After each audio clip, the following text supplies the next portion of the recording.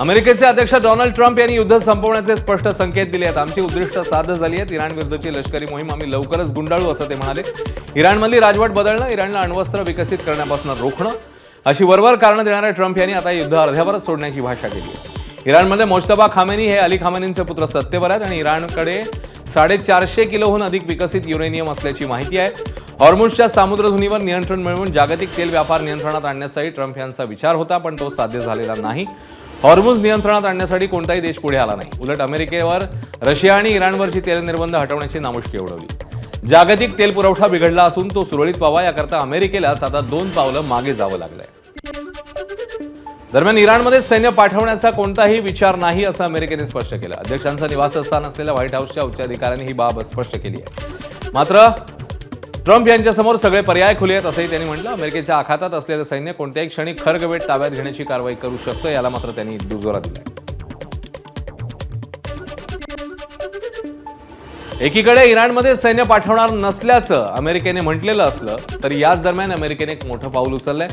USS त्रिपोलीसह 3 युद्धनौका पश्चिम आशियाकडे रवाना झाल्या। USS त्रिपोली पश्चिम आशियात पाठवण्याचे आदेश देण्यात आले आहेत। या 3 युद्धनौकांमध्ये 5000 नौसैनिक पाठवले जातील। USS त्रिपोली उद्यापर्यंत इराणला पोहोचणार आहे। इराणच्या सागरी किनाऱ्यावर नियंत्रण मिळवण्याचा अमेरिकेचा प्रयत्न आहे।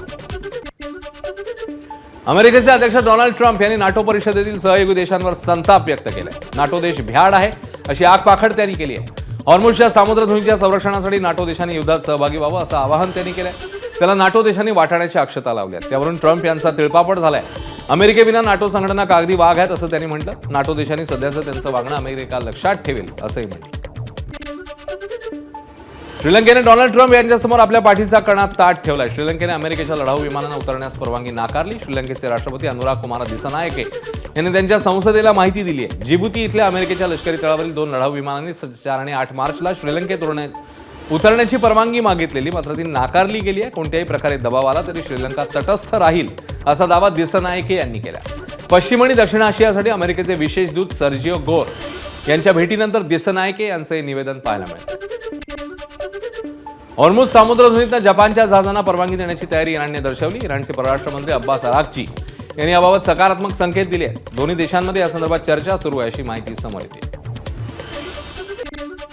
आखातातल्या वाढत्या तणावाच्या पार्श्वभूमीवर एक मोठी अपडेट समोर येते। ब्रिटनने आपले हवाई तळ अमेरिकेसाठी खुले केले असून इराण विरोधी कारवाईसाठी अमेरिकेला त्यांचा वापर करण्याची परवानगी देण्यात आल्याची माहिती आहे। या निर्णयामुळे इराणने तीव्र नाराजी व्यक्त केली आहे। अमेरिकेने इराणवरील तेल निर्बंध शिथिल करण्याचा मोठा निर्णय घेतलाय। 19 एप्रिलपर्यंत ग्राहक देशांना इराणकडून तेल खरेदी करण्यास मुभा देण्यात आली आहे। जागतिक तेल पुरवठा सुरळीत ठेवण्यासाठी हा निर्णय घेतल्याचं सांगितलं जात आहे। यामुळे सुमारे 140 दशलक्ष बॅरल इराणी तेल बाजारात उपलब्ध होणार आहे। दरम्यान रशियावरील तेल निर्बंध मागे घेण्याचा निर्णय देखील नुकताच जाहीर झालेला। जागतिक ऊर्जा राजकारणात यामुळे मोठे बदल होण्याची शक्यता आहे। आखातातील तणाव आता अधिकच चिघळताना दिसतोय। इराणने ब्रिटनच्या लष्करी तळांनाही लक्ष्य केल्याची मोठी बातमी समोर येते आहे।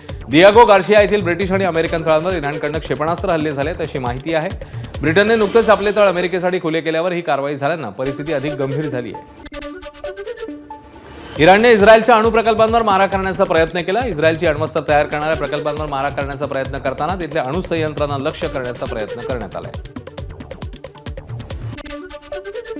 तब्बल 22व्या दिवशी इराण इस्रायलचं भीषण युद्ध सुरू आहे। इराणने तेल अवीव शहरावर जोरदार मारा केला। तेल अवीव जवळच्या किर्यात ओनू शहरावर इराणने मारा केला। इस्रायलवर इराणचे जोरदार हल्ले पाहायला मिळतात। हायफा आणि तेल अवीववर क्षेपणास्त्राने इराणचे हल्ले पाहायला मिळतात। 25 ठिकाणांना लक्ष्य करण्यात आले। खोर्रम शहर आणि गद्र क्षेपणास्त्राने हल्ला करण्यात आला।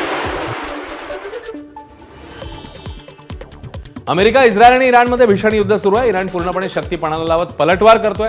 इराणने अमेरिकेचे तळ आणि इस्रायलमध्ये विविध भागात जोरदार बॉम्ब फेक आणि क्षेपणास्त्र हल्ले सुरूच ठेवले आहेत। ऑपरेशन ट्रू प्रॉमिस 4 अंतर्गत हल्ल्याची 17वी खेप इराणने सुरू केली आहे।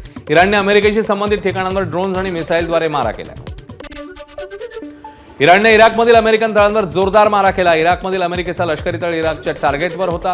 क्षेपणास्त्र हल्ल्यानंतर अमेरिकेच्या व्हिक्टोरिया तळावर अग्नितांडव माजलं। अमेरिकेच्या इराणच्या क्षेपणास्त्र तळांवर हल्ला झालाय। तळ उद्ध्वस्त करण्यात आले। इराणचा लढाऊ विमान देखील नष्ट करण्यात आले। अमेरिकेच्या सेंट्रल कमांडने हा व्हिडिओ जारी केलाय। अकोला जिल्ह्यामध्ये एलपीजी गॅस सिलेंडरच्या कमतरतेमुळे अनेक हॉटेल्समध्ये चुली पेटल्यात। आता शासनमान्य शिवभोजनमध्येही चुली पेटल्यात। अकोटमधील व्यावसायिकांना देखील लाकडाच्या चुलीवर आपला स्वयंपाक करावा लागतोय. सध्या गॅस टंचाईमध्ये ही चूल त्यांचा आधार बनताना पाहायला मिळते. गॅसच्या टंचाईमुळे शिवभोजनवर खूप टंचाई चालू आहे. त्यामुळे आम्ही स्वयंपाक हा चुलीवर करून गरीब लोकांना उत्कृष्ट जेवण देण्याचा प्रयत्न करीत आहे. तरी आम्हाला 12 महिने झाले बिल भेटले नाही.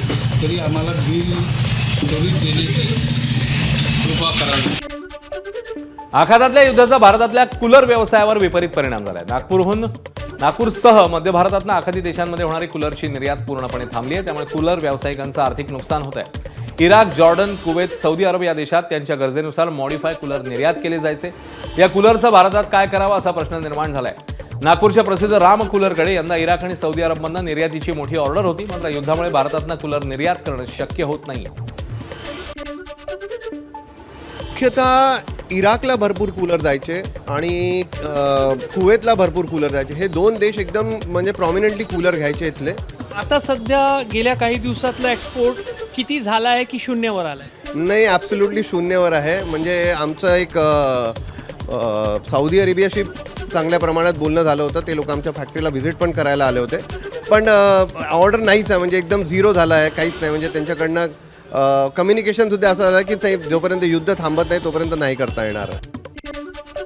युद्धामुळे जळगाव जिल्ह्यातनं आखाती देशात होणारी केळीची निर्यात पूर्णपणे बंद पडली आहे. केळी निर्यात बंद झाल्यानं त्याचा परिणाम केळ्यांच्या किमतीवर होतोय. युद्ध सोऱ्या होण्यापूर्वी केळीचे दर 2200 ते 2500 रुपये प्रति क्विंटल होते, जे आज 1300 ते 1500 रुपयावर खाली आले आहेत. ज्याचा फटका केळी उत्पादक शेतकऱ्यांना बसतोय. जळगाव जिल्ह्यातनं Dubai, Iran, Iraq, Afghanistan, Saudi Arabia, Qatar या देशात केळीची निर्यात होत होती. निर्यात पूर्णपणे बंद आहे. त्यामुळे निर्यातीवर अवलंबून असलेले ट्रॅक्टर चालक, ट्रक चालक, मजूर, शेतकरी, व्यापारी या सगळ्यांवर त्याचा परिणाम पाहायला मिळतो. अशा केळ्या 900 ते 1000 रुपये विकले जात आहे. त्याचा खूप मोठा फटका आता केळी उत्पादक शेतकऱ्यांना बसत आहे.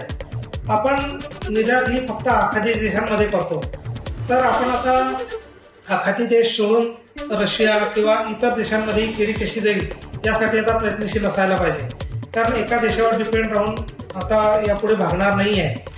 तरी सध्या जर युद्ध थांबलं तर केळीला परत मागणी सुरू होईल आणि निश्चितच भावांमध्ये सुधारणा होईल. नाही, युद्धामुळे तर खूप नुकसान झालेलं आहे. कारण युद्धाच्या आधी जर म्हटलं तर 2300-2500 पर्यंत भाव होता आणि आता 1200 ते 1300 रुपये प्रमाणे भाव मागत आहे. आम्हाला ते काही परवडत नाही आहे आणि या कमी भावामुळे आमच्या म्हणजे शेती करणे आम्हाला काही कोणत्याही गोष्टी परवडेबल नाही. देशामध्ये घरगुती एलपीजी गॅसचा तुटवडा नाही असं केंद्र आणि राज्य सरकारकडनं वारंवार सांगितलं जात आहे.